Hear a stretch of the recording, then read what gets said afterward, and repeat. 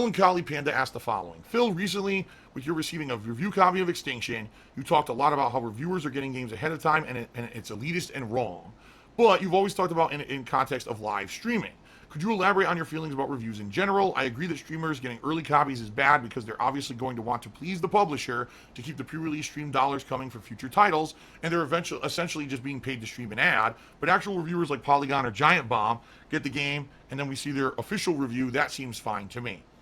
Listen, first of all, I don't agree with anyone getting games early, period. There was a time when it made sense. That time was the 1990s, folks.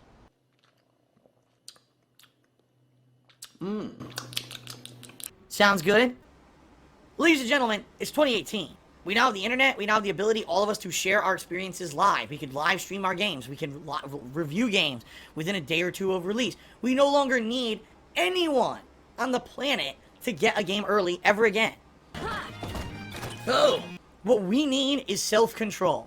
Ladies and gentlemen, we, as a gaming community, need to start exercising self-control. And what that means is instead of running out and buying into the hype and all the media and marketing that happens around game releases and believing every possible fucking positive thing that's said about a game here and there, alright, instead of all that, we start to be mature. What? And Dark Pose asks me, what's my favorite DSP meme? It's the one where people realize that the memes are really fucking stupid and grow up. That's my favorite meme. And we realize maybe we shouldn't buy into all that stupid shit, and we don't need to play every fucking game on release day. We don't. We don't. As gamers, we need to become more informed. We need to become more intelligent. And us people with intelligent brains that work, that are hinged properly, right? We're screwed in correctly. And we need to become more reserved with where we spend our gaming dollars. Because what happens is we buy into the hype, we buy into the bullshit, we run out and we buy games that are just online cooperative experiences. The only reason the game's good is because you're playing it with your friends. If you try to play it by yourself, the game's a stinking piece of shit. And we make these games giant million sellers that then tells the game industry we don't want robust single player experiences anymore. Instead, we just want online grinding co-op garbage. That's not the way to go, alright? What we need to do, instead of relying on everyone getting the game early, and people have entire playthroughs of God of War out 2 weeks early, which happened. You could watch the entirety of God of War on YouTube 2 weeks early. People were streaming it weeks early. People's reviews came out early. What the fuck? Instead of that, how about on release day, we all play the game together, and you either take that $60 leap, or you wait a day or two for people who took that $60 leap and are live streaming and are going to review the game for the internet to share their experiences with you and say, here's what the game is, now judge for yourself if you want to play it. No, instead, we all have to be mindless automatons who go to Metacritic a week before a game's out and look for a number score, and if the number score is above our arbitrary judgment of if a game is good or not, then we go fucking buy it on release day. That's insane. That's insanity. That's crazy. That's called I want no intelligent thought in my fucking life, no responsibility for my actions or judgment. All I want is to judge off a number score of a cumulatively aggregated website of reviews. What the fuck? Is that how you want to go through life? So, and every time in your life an issue comes up, when you need to vote for a politician, don't actually read into the arguments yourself. Don't read what they stand for. Just listen to the common opinion of who's good and who's bad, and just vote based on that instead. Oh my god, like seriously, and people being lazy is what it is. You can't go through life being that like that, guys. You can't.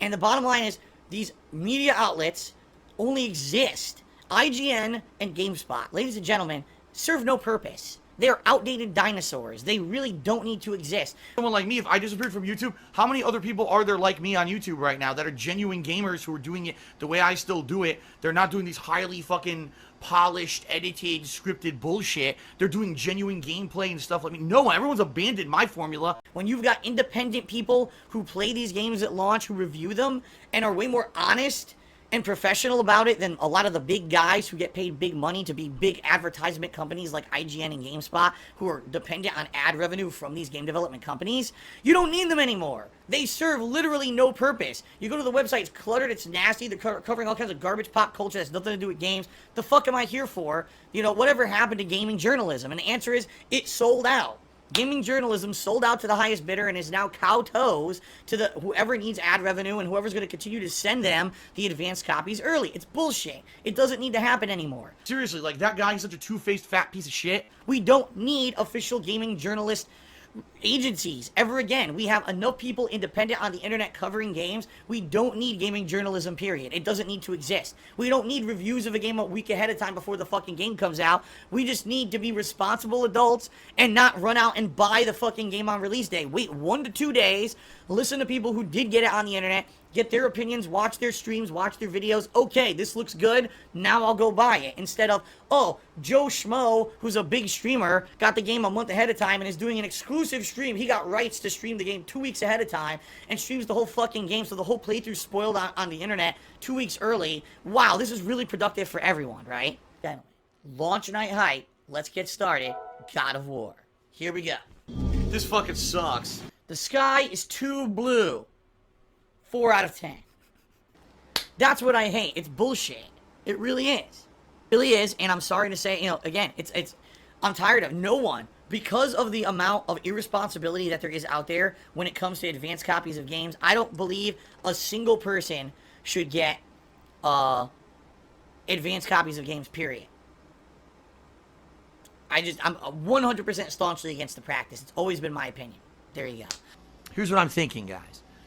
This is interesting, and it's something that I may do as a rare thing just because of the timing of game releases. I want to throw it by you guys and see what you think. So if, instead of buying the standard version of State of Decay 2, which is actually only $30, $29.99, all right, United States denomination, instead of buying that version of the game, if you buy the ultimate version of the game, which supposedly includes downloadable content, possible future DLC expansions, etc., it costs $20 more. It's $50 instead of $30, but you get 4 days advanced access to the game on Xbox One and PC. So I'd be able to play it on the 18th, Friday the 18th, okay, instead of the 22nd. And that would give me a large amount of advantage to play that game over the course of the weekend before H1Z1 comes out. All right, I'd be able to, get a big chunk into the game, and then when H1Z1 comes out, by the time it does, people will be like, well, maybe we're getting bored of State of Decay a little bit, so let's do some variety. Now switch in some H1Z1. See what I mean?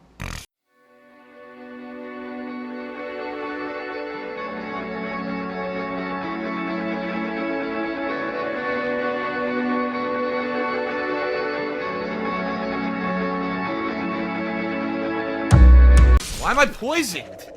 Why am I toxic?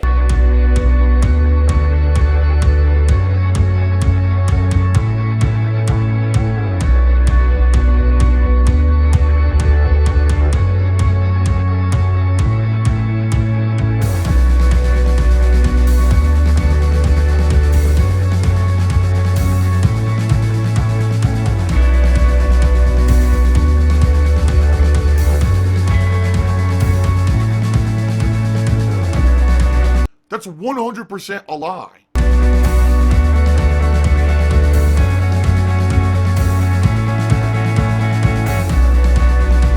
Twitch, right now, I can pretty much control.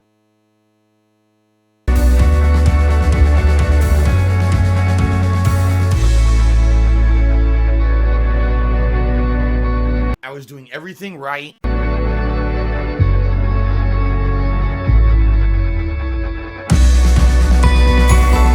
Also, I'm the most prolific YouTuber there's ever been.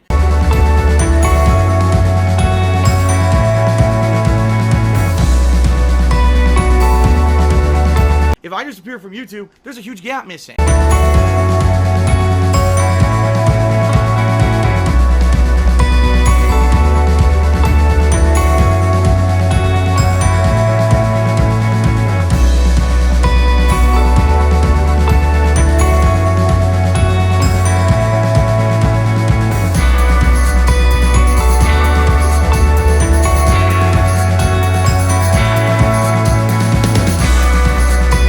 It's just 100% jealousy.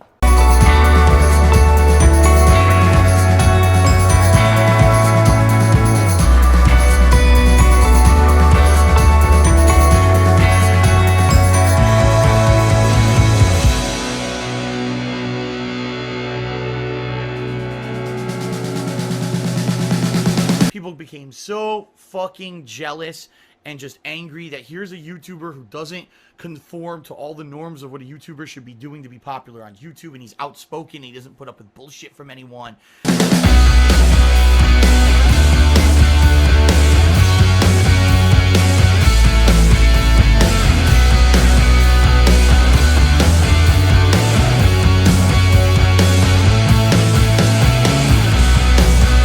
It's just blatant ignorance and just, you know, a desire to be negative about people at its worst, which is terrible.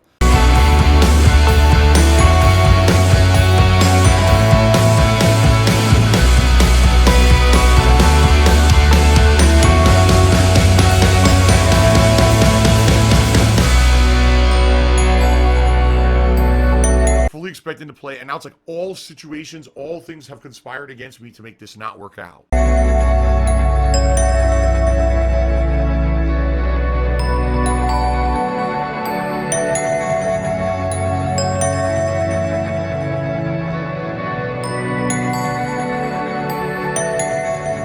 This was really stupid.